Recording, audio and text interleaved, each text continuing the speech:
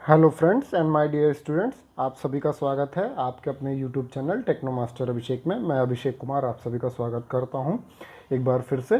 तो स्टूडेंट्स, आज मैं लेके आया हूं एक नया सब्जेक्ट। आज हम स्टार्ट कर रहे हैं मैकेनिक्स ऑफ सॉलिड्स, जिसे हम किस नाम से जानते हैं, एमओएस भी इन शॉर्ट में बोलते हैं। हिंदी में इसको बोलते हैं ठोस यांत्रिकी। तो स्टूडेंट्स, इस बार मैं हिंदी में भी टॉप जो भी उसमें वर्ड्स होंगे उसको हिंदी में भी लिख दिया हूँ, ताकि हिंदी मीडियम के बच्चों के लिए भी आसानी हो।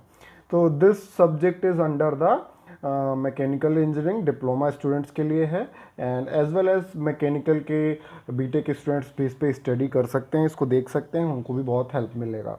और ये जो मैकेनिक्स ऑफ सॉलिड है किस सेमेस्टर में आता है, थर्ड सेमेस्टर में आता है students, and it is the based on BT UP and SQF syllabus. तो आज हम स्टार्ट करेंगे चैप्टर 1। तो चैप्टर 1 है हमारा स्टूडेंट्स स्ट्रेसेस एंड स्ट्रेन, उसके बारे में पढ़ेंगे। लेकिन उसके बारे में तो आज हम नहीं पढ़ेंगे, सिर्फ आज हमारे लेक्चर 1 में इंट्रोडक्टरी क्लास होगी कि हम एमओएस क्यों पढ़ रहे हैं, बेसिक्स क्या हैं, उसके बारे में थोड़ा सा हम डिस्कस करेंगे। तो स्टूडेंट्स, चलिए स्टार्ट करते हैं, let's get started. So I am Abhishek Kumar from MMIT Chail Kaushambi, lecturer mechanical. So सबसे पहले हम देखेंगे what are the learning outcomes and why MOs. Why MOs का मतलब क्या होता है स्टूडेंट्स, कि एमओएस क्यों, हम मैकेनिक्स ऑफ सॉलिड यानी कि ठोस यांत्रिकी क्यों पढ़ रहे हैं या क्यों पढ़ें, ये क्वेश्चन आता है दिमाग में। तो इसलिए उसके लर्निंग आउटकम को जानना बहुत ही ज़रूरी है। और लर्निंग आउटकम का मतलब होता है स्टूडेंट्स कि पढ़ने के बाद स्टूडेंट के अंदर क्या कैपेबिलिटी, क्या उसके अंदर सीखने को उसे मिला है, तो आउटकम क्या निकला, उससे फ़ायदा क्या मिला है। तो वो सारी चीज़ें हम इसमें देखेंगे। तो पहले मैं लर्निंग आउटकम से पहले, ये सारे लर्निंग आउटकम्स के पॉइंट हैं, लेकिन उससे पहले सभी स्टूडेंट्स के अंदर एक जिज्ञासा होती है, एक क्वेश्चन होता है कि हम एमओएस क्यों पढ़ें। ठीक है, तो एमओएस क्यों पढ़ रहे हैं या कोई भी सब्जेक्ट क्यों पढ़ें। जैसे नाम से क्या पता चल रहा है, मैकेनिक्स ऑफ सॉलिड। तो जैसे आपने पहले भी अप्लाइड मैकेनिक्स पढ़ के आए हैं आप, तो वहाँ पे भी आपको बताया गया होगा कि मैकेनिक्स क्या होता है। लेकिन अगर हम एमओएस की बात करें तो उसके बारे में मैं थोड़ा सा बताना चाहूँगा आपको कि वाई एमओएस। अगर मैं ये वैसे बेसिकली ये सब्जेक्ट किसके लिए है, सिविल और मैकेनिकल इंजीनियरिंग स्टूडेंट्स के लिए सब्जेक्ट होता है, दोनों में ये कॉमन होता है। अगर हम बात करें सिविल इंजीनियर और मैकेनिकल इंजीनियर की, तो सिविल और मैकेनिकल इंजीनियर्स जो दोनों होते हैं वो क्या करते हैं, कुछ ना कुछ डिज़ाइन करते हैं। उनका काम क्या होता है, they have to design something, उनको कुछ ना कुछ डिज़ाइन करना होता है। ठीक है, जैसे अगर हम सिविल इंजीनियर्स की बात करें तो उसको क्या डिज़ाइन करना होगा, उन्हें स्ट्रक्चर की डिज़ाइन करनी होगी। स्ट्रक्चर क्या हो सकता है, रूफ हो सकता है, ट्रस हो सकता है, आपने मैकेनिक्स में भी पढ़ा होगा, ब्रिजेस होते हैं बड़े बड़े, उनकी डिज़ाइन करना, बीम की डिज़ाइन करना। ठीक है, तो वो सारा स्ट्रक्चर की डिज़ाइन, स्ट्रक्चर की एनालिसिस कौन करता है, सिविल इंजीनियर करता है। लेकिन अगर मैकेनिकल इंजीनियर की बात करें तो वो क्या, किस चीज़ की डिज़ाइन करेगा, वो मशीन की डिज़ाइन करेगा, मशीन के पार्ट्स की डिज़ाइन करेगा। ठीक है, तो एमओएस का क्या रोल है इस डिज़ाइन में, तो इसका भी महत्व आपको जानना पड़ेगा। इसलिए हम डिज़ाइन करने के लिए एमओएस का बहुत बड़ा महत्व होता है। तो एमओएस में बेसिकली हम ये देखेंगे कि मटेरियल जो हम यूज़ कर रहे हैं डिज़ाइन करते समय, जो इंजीनियर मटेरियल यूज़ कर रहा है वो कितना ड्यूरेबल है, कितना वो ज़्यादा लोड सह सकता है, कितना वो बोझ जो है भार झेल सकता है, और कितने भार के बाद वो टूट जाएगा, वो ब्रेक हो जाएगा। वो सारी स्टडी हम इसमें करते हैं। इसमें बेसिकली हम ये देखेंगे कि मटेरियल जो यूज़ कर रहे हैं वो कितना लोड सह सकता है, उसमें कितना स्ट्रेस प्रोड्यूस होता है, स्ट्रेस के बारे में आगे पढ़ेंगे, प्रति बल जो होता है वो कितना प्रोड्यूस होता है, वो सारी चीज़ें हम पढ़ेंगे। तो बेसिकली एमओएस इसीलिए पढ़ते हैं ताकि हमें पता लग जाए कि मटेरियल कब फेल करेगा। डिज़ाइन करते समय ये सारी चीज़ें हमें ध्यान में रखनी होती हैं कि जैसे मान लीजिए मैं इस कुर्सी की डिज़ाइन कर रहा हूँ तो लकड़ी की भी हो सकती है, वो प्लास्टिक की भी हो सकती है, लोहे की भी हो सकती है, लेकिन उस पर हमें देखना पड़ेगा कि वो कितना लोड, अगर प्लास्टिक की कुर्सी बनाएंगे तो कितना वो लोड सह सकता है, कि यानी इतने लोड के बाद वो ब्रेक कर जाएगा, ठीक है, टूट जाएगी वो मटेरियल। तो वो सारी स्टडी हम एमओएस में करते हैं, डिज़ाइन में बहुत ही ज़्यादा हेल्पफुल होता है ये, इसलिए हम एमओएस की डिज़ाइन करते हैं। अब बात करेंगे लर्निंग आउटकम्स की स्टूडेंट्स। तो लर्निंग आउटकम्स में स्टूडेंट जो है एमओएस पढ़ने के बाद students will be able to interpret various concept of and terms related to strength of material. Strength of material यानी कि एमओएस से रिलेटेड जितने भी टर्म्स होंगे उसको जान जाएगा। स्ट्रेसेस कैलकुलेट करना सीख जाएगा कि कैसे हम स्ट्रेस कैलकुलेट करते हैं किसी बार में, एनर्जी कितनी एब्जॉर्ब हो रही है, स्टोर हो रही है कितना मटेरियल में, अगर लोड लगा रहे हैं तो वो सारी स्टडी करेंगे। मोमेंट ऑफ इनर्शिया कैसे कैलकुलेट करें, डिफरेंट सेक्शन का बेंडिंग क्या होती है जिसे नमन बोलते हैं, टॉर्जन क्या होता है, ये सारी चीज़ें हम इसमें पढ़ेंगे one by one. Shear force and bending moment diagram क्या होता है वो सारा इसमें हम एमओएस में पढ़ेंगे। तो ये लर्निंग आउटकम्स होंगे, ठीक है। अब हम आगे बढ़ते हैं, ये तो बेसिक था हमारा। अब हम बात करते हैं स्टूडेंट्स इंट्रोडक्शन की। सो स्टूडेंट्स बहुत ही ध्यान से समझिएगा, और दिस वीडियो बहुत he will not be very lengthy, छोटे छोटे वीडियोस डालूंगा ताकि आप बोर भी ना हो। और कोई भी अगर डाउट आता है तो आप कमेंट सेक्शन में ज़रूर पूछें, और साथ ही साथ मुझे कमेंट सेक्शन में ये बताएं कि आप आगे नेक्स्ट वीडियोस इसके चाहते हैं कि नहीं, आपको ये समझ में आया है कि नहीं आया। और अगर सब्सक्राइब नहीं किया है तो चैनल को सब्सक्राइब ज़रूर करें ताकि आपको नोटिफिकेशन नए वीडियोस की मिलती रहे। तो चलिए देखते हैं, इंट्रोडक्शन में बहुत इंपॉर्टेंट है। तो अगर हम इंजीनियरिंग साइंस की बात करें स्टूडेंट्स, तो इंजीनियरिंग साइंस क्या है, जो मैकेनिक्स आपने पहले पढ़ा भी है। तो इंजीनियरिंग मैकेनिक्स या इंजीनियरिंग साइंस को हम हिंदी में क्या बोलते हैं, अभियांत्रिकी विज्ञान।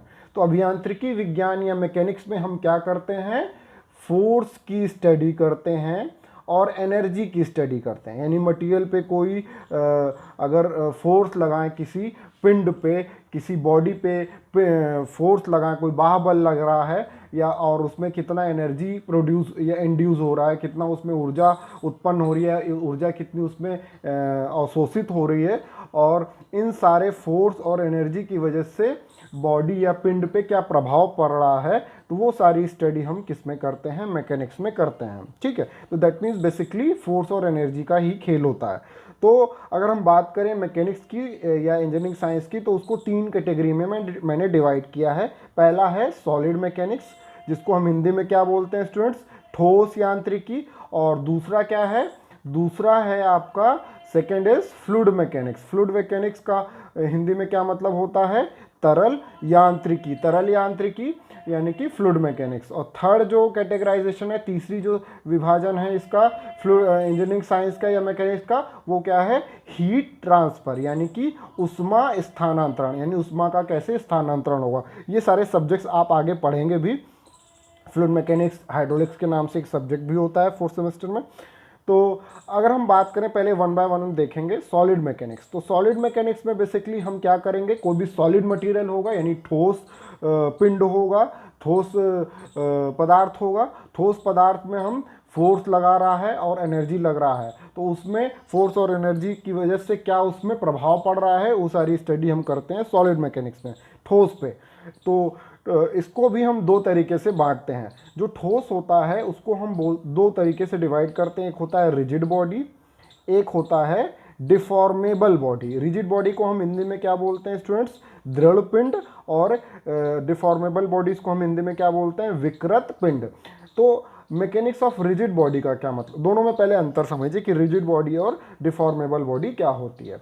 तो रिजिड बॉडी, जैसे मान लीजिए कोई भी बॉडी है, कोई भी आपका पिंड है ये, और उस पर हमने कोई भी बाहुबल लगाया, कोई भी बाहर से फोर्स लगाया इस पर, और फोर्स लगाने के बाद क्या हुआ, इसमें इसके आकार या आकृति में कोई भी परिवर्तन नहीं आया, शेप और साइज में उसमें कोई भी परिवर्तन नहीं आया। इसके मॉलिक्यूल्स जहाँ थे, इसके अणु जहाँ थे वहीं पे थे, अणुओं में कोई भी प्रभाव नहीं हुआ। तो कितना भी हमने लोड लगा लिया, तो इस बॉडी को हम क्या बोलेंगे, रिजिड बॉडी बोलेंगे, ठीक है। लेकिन अगर हम बात करें डिफॉर्मेबल बॉडी की, डिफॉर्मेबल बॉडी में मान लीजिए मैंने लोड लगाया है, ये कोई बॉडी है, इसको मैंने इस तरीके से दबा रहा हूँ, तो दोनों तरफ से मैंने लोड लगाया, तो लोड लगाने के बाद इसमें इस बॉडी में क्या होगा, ये बॉडी कंप्रेस हो जाएगी, ये बॉडी दब जाएगी, ये बॉडी थोड़ा सा उसका लेंथ घट जाएगा, तो यानी कि इसकी शेप और साइज में परिवर्तन हुआ, तो वो बॉडी क्या कहलाएगी, डिफॉर्मेबल बॉडी कहलाएगी। और कैसे परिवर्तन होता है, जो भी इसमें अणु होते हैं उनकी पोजीशन यानी कि उसकी जो इस लोकेशन होता है, स्थिति होती है, वो चेंज होती है। तो अगर हम अंदर की तरफ दबाएंगे तो ये मान लीजिए ये एक लाइन है और ये एक फाइबर है, तो दोनों फाइबर एक दूसरे की तरफ आएंगे, नज़दीक हो जाएंगे, तो ये डिफॉर्मेबल बॉडी होगी। ठीक है, अब इसमें भी डिफॉर्मेबल बॉडी भी दो तरीके से होती हैं डिफॉर्मेशन।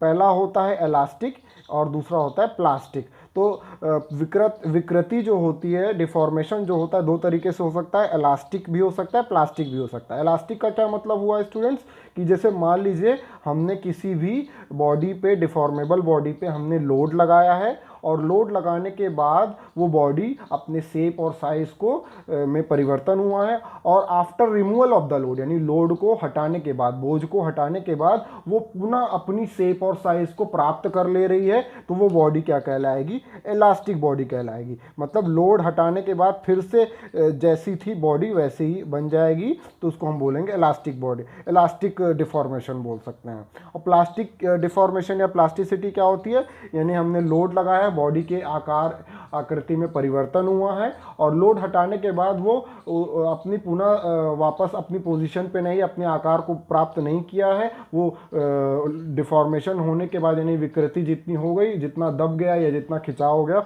वैसा ही मटेरियल बन गया है, बॉडी बन गई है, तो उसको हम बोलते हैं प्लास्टिक डिफॉर्मेशन। ठीक है, तो ये दोनों की हम स्टडी करेंगे।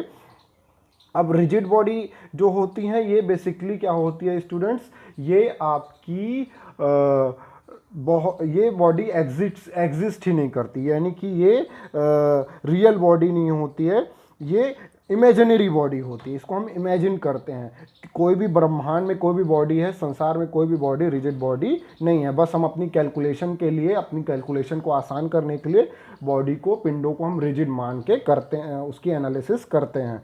तो ये जो आपने मैकेनिक्स ऑफ रिजिड बॉडी देखा है, यही आपका क्या था, अप्लाइड मैकेनिक्स, ये ऑलरेडी आप पढ़ चुके हैं। ठीक है, इसको हमें नहीं पढ़ना। दूसरा आपका क्या है, मैकेनिक्स ऑफ डिफॉर्मेबल बॉडी, जो मैंने बताया है, यानी विकृत पिंडों की यांत्रिकी, उसी को हम बोलते हैं मॉस, जो हमें इस सब्जेक्ट में पढ़ना है, mechanics of deformable body. MOS को ही पूरा फुल फॉर्म क्या होगा, मैकेनिक्स ऑफ सॉलिड। इसको हम कई नाम से भी जानते हैं, सोम भी बोलते हैं, स्ट्रेंथ ऑफ मटेरियल, या फिर मैकेनिक्स ऑफ मटेरियल मॉम भी बोलते हैं। तो ये बेसिकली आपका मॉस है, इसी को आपको पढ़ना है, डिफॉर्मेबल बॉडीज की यांत्रिकी के बारे में समझना है। तो होप आप लोग को ये सारा कुछ क्लियर हो गया होगा। अब मैं थोड़ा सा आपको फ्लूइड मैकेनिक्स के बारे में बता देता हूँ। फ्लूइड मैकेनिक्स में क्या होता है, जैसे सॉलिड मैकेनिक्स में सॉलिड बॉडी यानी कि ठोस पदार्थों के बारे में स्टडी करेंगे, फ्लूइड मैकेनिक्स में तरल यांत्रिकी यानी तरल पदार्थों के बारे में स्टडी करेंगे, अध्ययन करेंगे। तो तरल पदार्थ कुछ भी हो सकते हैं, गैस भी हो सकता है, लिक्विड भी हो सकता है। तो तरल पदार्थों में अगर मान लीजिए मैंने कोई प्रेशर लगा के तरल कोई पदार्थ यानी लिक्विड को मैंने फेंका, तो वो क्या होगा, वापस अपनी पोजीशन पे कभी नहीं आएगा, वो कंटिन्यूसली उसमें विकृति क्या होती रहेगी, निरंतर उसमें विकृति लगातार होती रहेगी। यानी कि जो फ्लूइड होते हैं वो कंटिन्यूसली डिफॉर्म होते रहते हैं, डिफॉर्म कंटिन्यूसली। ठीक है, इसको हम ये बोल सकते हैं कि इसमें मेमोरीलेस होते हैं, ये जो तरल पदार्थ होते हैं वो मेमोरीलेस होते हैं। हीट ट्रांसफ़र में बेसिकली उष्मा का स्थानांतरण किस किस माध्यम से होता है, वो आगे आप पढ़ेंगे। तो बेसिकली आपको इस सब्जेक्ट में मैकेनिक्स ऑफ डिफॉर्मेबल बॉडी यानी एमओएस के बारे में पढ़ना है। तो अब आप लोग को ये सारा कुछ क्लियर हो गया होगा, इंट्रोडक्शन पार्ट। और अगर समझ में आया है तो आप कमेंट सेक्शन में ज़रूर बताएं, अगर नहीं भी समझ में आया तो उसको क्वेश्चन जो भी हो उसको आप रेज़ कर सकते हैं कमेंट सेक्शन में। I will be happy to answer you all. तो होप आप लोग को ये सारा कुछ क्लियर हो गया होगा। तो आज की वीडियो के लिए स्टूडेंट्स होपफुली इतना बहुत होगा। और नेक्स्ट वीडियो में हम और आगे में बात करेंगे कि जो फोर्सेस होते हैं, लोड होता है, वो क्या होता है, उसके बारे में हम स्टडी करेंगे। So students, thank you for watching my video, God bless you all. और वीडियो आगे और भी आप लोग को मतलब मैं अपलोड करूं, उसके लिए आप कमेंट सेक्शन में ज़रूर बताएं कि आपको और भी वीडियोस चाहिए। तो और बेल आइकन को ज़रूर प्रेस करें, थम्स अप बटन को प्रेस करें। Thank you for watching my video. God bless you all.